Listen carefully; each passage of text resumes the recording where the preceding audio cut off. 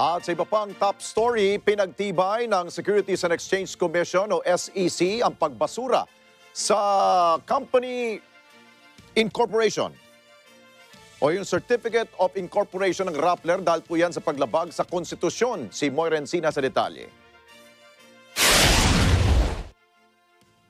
Tuluyan ang ipinag-utos ng Securities and Exchange Commission o SEC ang pagkasara ng online news site na Rappler.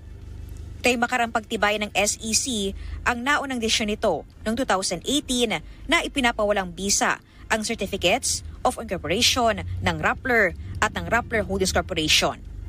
Sa 12 pahinang kautusan ng SEC na may petsang June 28, nanindigan ng komisyon na tahasang nilabag ng Rappler at ng REC ang saligang batas. Partikular na ang pagbabawal o restrictions sa foreign ownership sa mass media.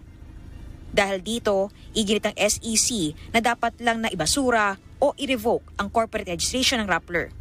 Ayon sa SEC, naugat ang paglabag ng Rappler sa pag-i-issue nito ng Philippine Depository Receipts o PDRs sa Omidyar Network na isang dayuhang entity nagbibigay ng kontrol rito sa news site.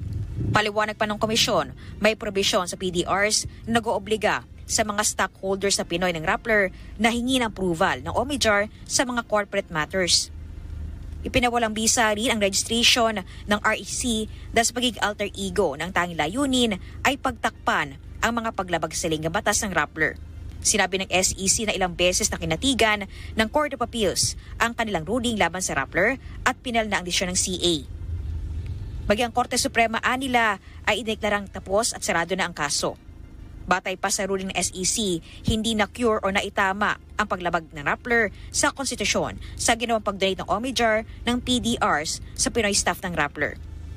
Binigyan din pa ng SEC na ang lahat ng mga pag-question ng Rappler ay nasagot at nadinig ng komisyon at ng CA sa mga resolusyon nito.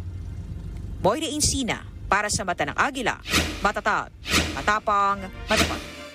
Maraming salamat sa inyo pong pagsubaybay sa Mata ng Agila. Para malaman ang matatag, matapang at matapat na mga balita, i-follow lamang po at mag-subscribe sa AtNet25 TV.